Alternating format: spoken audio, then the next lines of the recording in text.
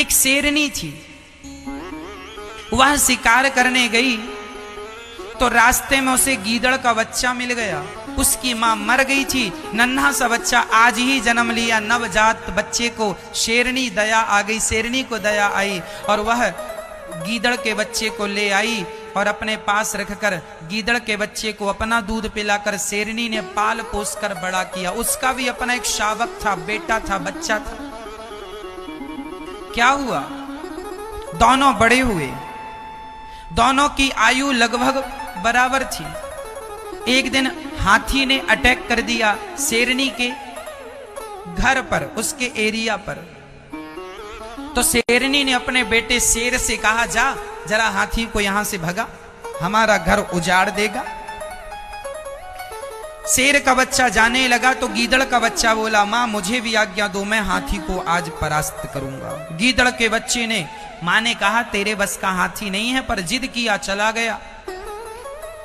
अच्छा, वो गीदड़ का बच्चा था पर शेरनी का दूध पिया था तो वो अपने आप को शेर समझने लगा था और वो भी शेर की तरह दहाड़ने की कोशिश किया और हाथी के सामने खड़ा हुआ। हाथी ने देखा गीदड़ की इतनी हिम्मत, दहाड़ रहा है, उठाया, सूंड से घुमाया, धड़ाम से पटक दिया।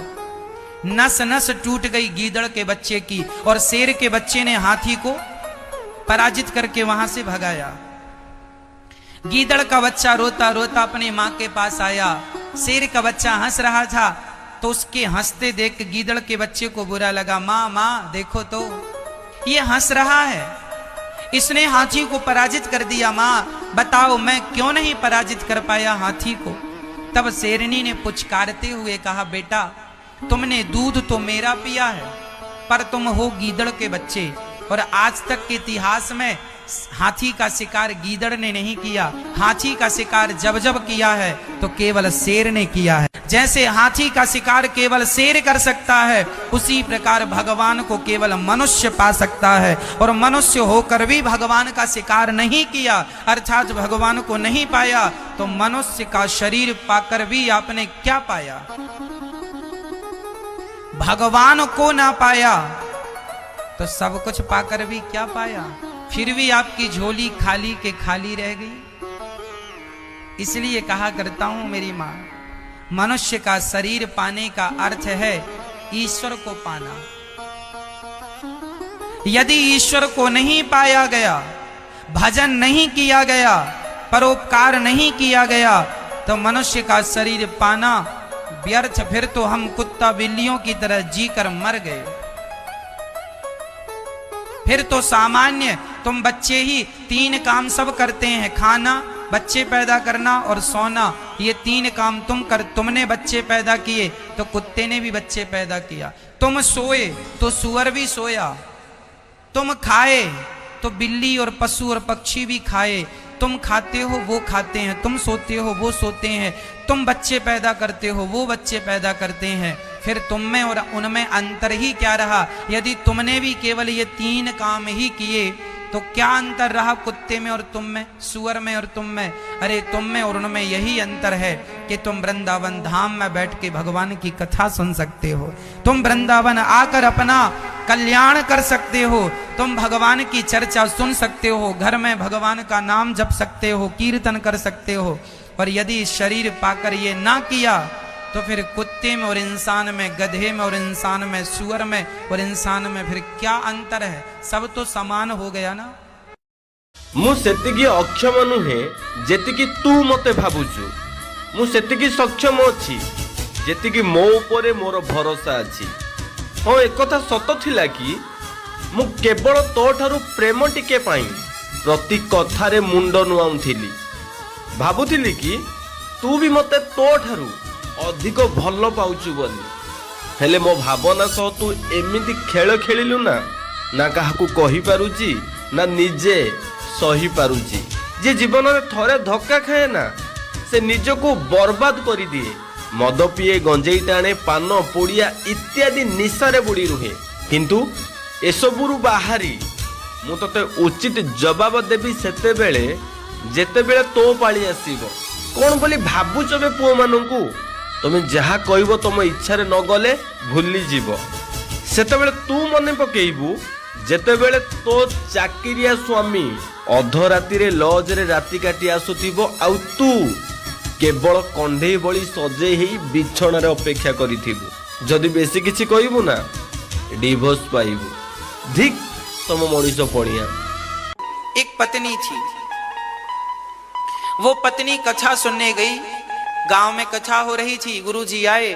कथा में गुरुजी ने यही कहा कि सच्ची पत्नी वो है जो अपने पति की आज्ञा से ही सारा काम करे, पति की आज्ञा का कभी उल्लंघन ना करे, पति के सो जाने के बाद सोए, पति के जागने के पहले जागे, पति की आज्ञा को ईश्वर की आज्ञा माने, वो सच्ची पतिव्रता होती है। पति जब कहे तो भोजन करे, पति जब कहे तो पति की आज्ञा का पालन। अब वो पत्नी ने कथा सुनी तो उसने अपने पति के प्रति प्रेम जगा लिया और वो अपने पति से भगवान की तरह प्रेम करने लगी। रोज पति की आरती उतारती, रोज पति के पांव धोती, रोज पति की सेवा करती, चरण धोती, आरती उतारती और हाथ जोड़ के खड़ी हो जाती। और जब तक उसके पति ना कहें तब तक वो भोजन नहीं करती। अब उसने कथा से संकल्प ले लिया कि जब तक मेरा पति नहीं कहेगा मैं भोजन नहीं करूंगी। आज सुबह उसका पति भोजन करके चला गया, शाम को आया, शाम को पति ने भोजन किया, सो गया। उसने अपनी पत्नी से कहा नहीं कि भोजन कर लो, क्योंकि रोज नहीं कहता था तो उसकी आदत नहीं थी। पूरा दिन उस स्त्री ने भूखे रखा, कहा नहीं अपने पति से कि तुम हमसे कहो तब हम खाएं। ऐसे नहीं थी कि करवा चौथ में पति खवाना भूल गया, खिलाना भूल गए तो गुस्सा हो जाए। हाँ, उसने कोई शिकायत नहीं की, कोई शिकायत नहीं की। दूसरे दिन फिर पति भोजन करके चले गए, शाम को फिर खा के सो गया। 24 घंटे बीत गए, 48 घंटे बीत गए, उसने अन्न का एक दाना नहीं रखा, केवल पानी पीकर जिंदा रही। 3 दिन बीत गए, 4 दिन बीत गए, शरीर ऐसा हो गया कि अब प्राण निकल जाएंगे, पर फिर भी वो पति की सेवा करती, फिर भी पति की आरती उतारती, चरण धोती और पति की सेवा करती, हर आज्ञा का पालन करती। पति गाली दे तो हाथ जोड़ के बैठी है, पति स्तुति करे तो हाथ जोड़कर बैठी है। पति की आज्ञा ही वो ईश्वर की आज्ञा। कोई प्रति उत्तर नहीं था। पति गाली दे रहा है तो सुन रही है, प्रसन्न है। पति स्तुति कुछ अच्छा कह रहा तो भी खुश है, कोई उसे फर्क नहीं पड़ता। 4 दिन हो गए, अब उसके प्राण निकलने वाले थे। तभी जानते हो क्या हुआ? तभी भगवान समझ गए कि अब ये मर जाएगी। तब भगवान उसके पति का रूप बनाकर और भगवान आकर कहने लगे, उसका पति चला गया काम पे, तभी भगवान आए पति बनकर और कहा, सुनती हो, भोजन कर लेना। ये कहकर भगवान चले गए। अब वो भोजन करने लगी, भोजन किया, पति ने कहा भोजन करो, कर लिया, भोजन किया। अब उसका असली पति तो कभी नहीं बोलता, पर भगवान रोज समय से आकर के बोलते। एक दिन क्या हुआ, उसके पति काम पर नहीं गए थे, उनकी तबीयत जरा खराब थी, तो पति घर पर बिस्तर पर लेटे थे और ये अपने पति के पांव दबा रही थी और सिर पर ठंडे पानी की पट्टी रख रही थी माथे पर। अच्छा, ये पट्टी रख रही है, पांव दबा रही है, और तभी भगवान के आने का टाइम हो गया। भगवान ने द्वार पर आकर कहा, सुनो, भोजन कर लेना। अब ये चक्कर में पड़ गई कि मेरे पति तो ये हैं, पांव दबा रही, ये कौन कह रहा। तुरंत बाहर गई, पांव पकड़ लिया, पांव पकड़ करके रोने लगी, मुझे पता है कि आप कृष्ण कन्हैया हो, आप ही मुझे रोज कहने आते हो भोजन कर लेना, भोजन कर लेना। हे नाथ, आपकी तलाश थी, आपकी तलाश थी, आप मिल गए। भगवान ने उन्हें दर्शन दिया, दर्शन देकर कृतार्थ किया।